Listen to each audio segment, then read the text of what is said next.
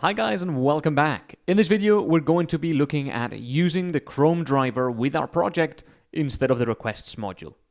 We're not going to change what the project does. We're not going to look at the new JavaScript page yet.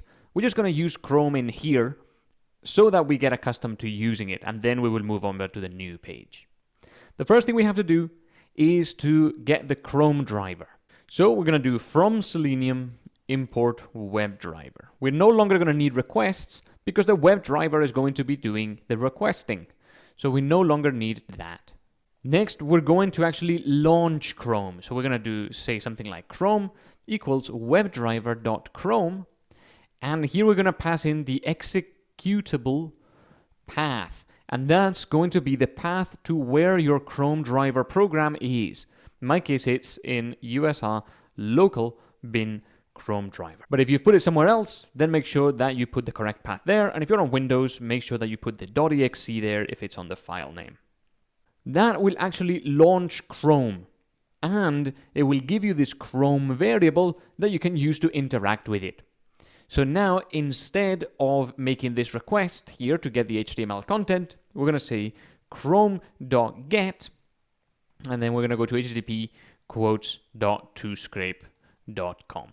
Now, instead of passing the page content to our quotes page object, we're actually going to pass Chrome, because this Chrome instance is running the page. So it has access to everything inside the page. We no longer need to limit ourselves to only getting the HTML content. We can actually pass the Chrome object to the quotes page and use that Chrome object inside this other object. For example, if we wanted to click around on things or stuff like that, we can do that as long as we have this Chrome object. If we pass in only the HTML content, we wouldn't be able to click around in it because it would just be a string. Now notice that we've got some red lines here because we do have to install Selenium. So just go over to your Python preferences and go to the project interpreter, click the plus icon and install Selenium. Don't need anything else, just Selenium is okay. And once it's installed, those red lines will go away. All right, that's it installed, so we can close and press OK, and the red lines go away, so that's all good. Now we go over to the quotes page, because obviously this expects the HTML content to be passed to it. We need to change it so that it expects now the Chrome instance. So what we're going to do is we're going to remove this dependency from Beautiful Soup, because we're no longer going to need that. We're going to use Chrome and Selenium themselves to traverse the tree, so we don't need Beautiful Soup. And here we're going to say self.browser is browser. And we're going to pass that in as the parameter. Now this browser here we can use to find things within the page. Selenium comes with that, so as soon as you have your browser, you can do self.browser.find elements by CSS selector, and then you pass in your selector there, which is this one here. Okay, now it's quite common when you have a long string like this one to reformat it so that it is a little bit more readable, and we're gonna do it like this. Okay, this is just a way to format this. If you are using a formatter like Black, which I recommend, then it will do this for you. But when you've got a longer list comprehension like that, it's normal to divide it into two. The thing that you want to put in the list, and then your loop.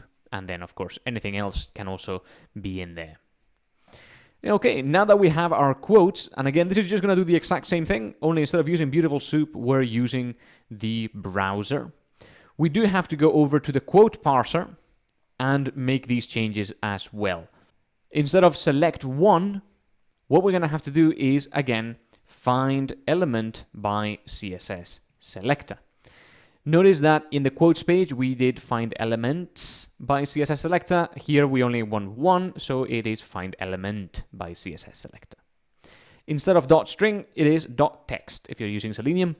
So yeah, we just copy that into here and into here, but we don't want the text, and we also want multiple elements. So it's gonna be, once again, find elements by CSS selector. The thing that we're interacting with now when we use self.parent or when we get these tags is no longer a Beautiful Soup element because we're not using Beautiful Soup. These things like self.parent are all Selenium objects. So they have different methods in them and they have different properties in them, but overall the logic is the same. You're searching for them and then you're getting the text out. It's just the names that have changed a little bit. If we go back to app.py and we run it, you'll see that Chrome gets launched and we load the page and then we get our quotes down here. Just as we did in the previous application, but now we do have Chrome here. And it tells you that Chrome is being controlled by automated test software. Remember what I said in the first video of this section, that the Chrome driver is for testing websites? That's why it tells you that it's being controlled by automated test software, even though we're doing nothing to do with testing. But nonetheless, that's why Selenium exists. All right, so that's how you use the Chrome WebDriver. You just ask it where you want to go, and then we're going to be passing it over to our page and our parsers, and we're going to be using the methods that are defined inside Selenium to find elements and extract their contents. Now, because we have actual Selenium objects and the actual browser, we can click on things, for example, on dropdowns.